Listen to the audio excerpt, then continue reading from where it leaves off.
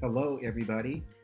My name is Clarence Rick Napier. I'm the president at Clarence Napier, the insurance broker, and also the president at 321 Biz Development. I'm the lead consultant for, again, 321 Biz Development. Today is May 25th, and I just had to get this episode out.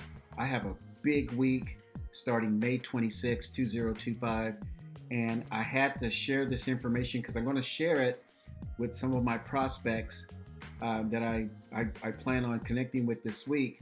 So, what you're looking at is really how corporation sales departments look at what they need to do to make sales. This is a very abbreviated version of what I used to do in corporate America with the sales team. And so, just please, I hope this helps people. 321 BizDev, we are a sales systems and business development company. And based on what I've seen since we started 321 Biz Development in California, I go back and forth from Atlanta and California, San Francisco area. I can tell you that probably 95 companies out of 100 has never seen this. I'm talking about small business owners. And I know I was fortunate enough to see this when I was a corporate executive and the corporation sent me to Miller Heiman Training. It's now called Korn Ferry, and you can find out about that company at kornferry.com. So again, what this is how corporation sales departments look at what they need to do to make it happen. So I need to start with the ROI and marketing dollars conversation. So if you look at the table at the bottom, you'll see some numbers. But first, let's talk about the definition of return on investment, or ROI. And what that definition is the amount gained, which is revenue, minus the amount spent just on sales, not other expenses that you have in the company like employee benefits and other type expenses. We're really just focused in on the sales activity. So the amount gained minus the amount spent divided by the amount spent times 100, and that gives you a percentage. So if you look at the first line, $1,000 sales price, 4 items sold, you get a revenue of $4,000. You spent $2,000 on some type of marketing or sales expenditure to move to generate that $4,000. So you have 100% ROI, which is not bad, which means you made some money, you made the money that you spent. So if you move down to number 3, third line, the sales price was $3,000. You sold 4. You made $12,000 in revenue. I kept the marketing at $2,000, which means you had total revenue of $10,000. So 10,000 divided by 2,000 is 5. So 500% ROI. And if you look at the bottom one, sales price was $3,000. You sold 1. The revenue was $3,000. Again, the marketing expense to move that one item was $2,000. So you have an ROI of 33%, which is less than 1. But that's sometimes not bad. There's a thing called the learning curve. This could have been the first month. It could have been the first week. It just depends on how you are measuring this ROI in terms of weekly or monthly. So again, 321 BizDev, we are the home of mastering the 5 front-end sales activities, which include contacting, prospecting, setting appointments, closing, and getting zero-cost referrals. So let's move to the second slide, the second of 3 slides. Now we're getting into the meat and potatoes of what it takes to generate sales. Now, this is not social media. This is not email marketing. This is not text marketing. This is face-to-face contacting or telephone B2B. And I just want to let you know, this whole conversation, this episode is about big ticket items. This is not about an item that costs $33. Big ticket items typically start at $1,000 or higher, or the commission that you make is $1,000 or higher. So it's either sales price or it's commission. Now, the reason why this particular table is so important, because every business owner that wants to make it count, because you got what it takes. You see that thing flashing, you do have what it takes. It's important that you learn how to do this. And it's kind of painful for everybody. So let's get right into the table. On the left side, you see 100 contacts. And I use that number for all 5 scenarios. The next column, let's go back to contacts. For contacts, what that means is that you said at least hello to someone in a face-to-face setting. Or it means you talk to the executive assistant, the secretary, the person taking the calls, or maybe you spoke with the business owner himself or herself. So that's the true definition of a contact. It's not a social media post. It's not a like. It's not a text message sent. It's not an email marketing campaign.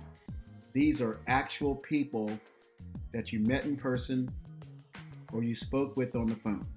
So let's go to the second column, prospects. Prospects, what that means is that someone who has given you some indication that they're interested in your product or service. So you see it starts at 5, and the reason why it starts at 5, because there is a learning curve. Most people kind of struggle, but 321 Biz Development, we have a system to help you overcome that struggle and quickly move through the sales learning curve.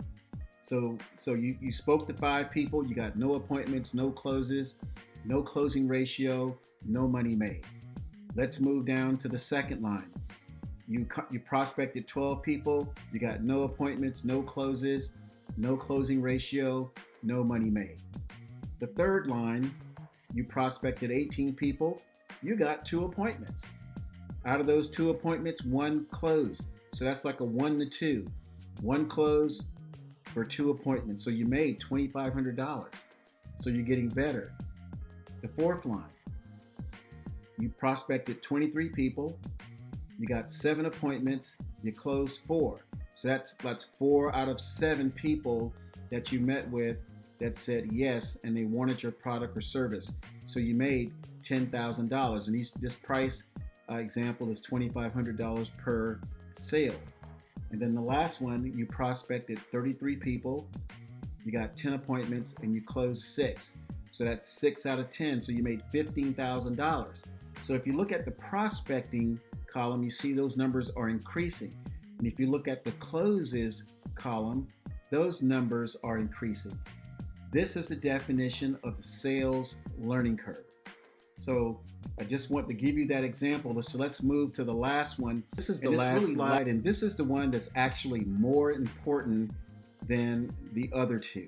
The other one, or the other 2, was ROI, and the second one was the learning curve. This slide here solidifies in your mind why you're in business. Again, you can know all you need to know about return on investment. You can have that you want to make $3,000 per transaction, or $1,500 per transaction, or $5,000 per transaction. It won't mean anything if you don't have these 3 items solidified in your mind. You can move through that learning curve, that prospecting number as it goes from low to high. You can improve your closing ratio, but what's going to motivate you to take action are these items. So let's start with the first one. You must believe in your product. I mean, there's a lot of products out there. You got competition, but you must believe in your product, regardless of what it is. And you have to believe in your product more so than anyone else. Like your staff may not believe in your product. Of course, you have to help them, but the owner, the salesperson, must believe in their product. Let's go to the second one, which is very critical. Your product or service must provide unquestionable value.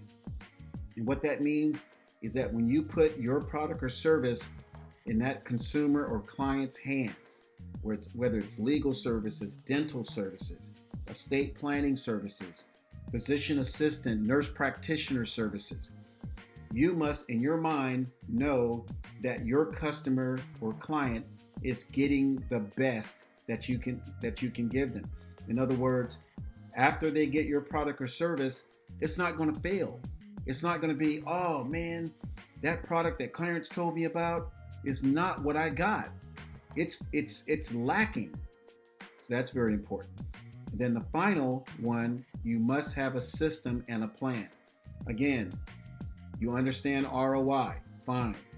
You understand the sales learning curve with the numbers increasing, both prospecting and closing ratio. But if you don't have a plan, a system that says every time you take action, you can predict the results, then you're not going to do it. And the reason why I say that is because many business owners, they'll have so many different ways of working the business, which means so many different ways to prospect, to set appointments, to close, that they never really get a system in place where they can wake up at 4 o'clock in the morning and do the same thing over and over again. They don't have to say, oh, well, what kind of customer is this? This customer is different than the last customer. No. You want a system and a plan that will work with all of your clients, all of your prospects, so you can convert them into customers or clients. So I want to thank you for listening to this episode. My name is Clarence Napier, the insurance broker. Clarence Napier, the lead consultant with 321 Biz Development. My contact number is 866-901-9876. I'm so excited because I have a big week. And lastly, this is how I work my business. Well, people say, well, why are you posting it on these different platforms? You know why? Because I have no expectations that I will get customers from social media. I'm just putting it out there, and a lot of times it's for my own benefit because I get to talk about it, I get to record it, and then I get to listen to my own stuff. Anyway, have a great night. It's 11:15 on the East Coast. Have a fantastic week. Bye-bye.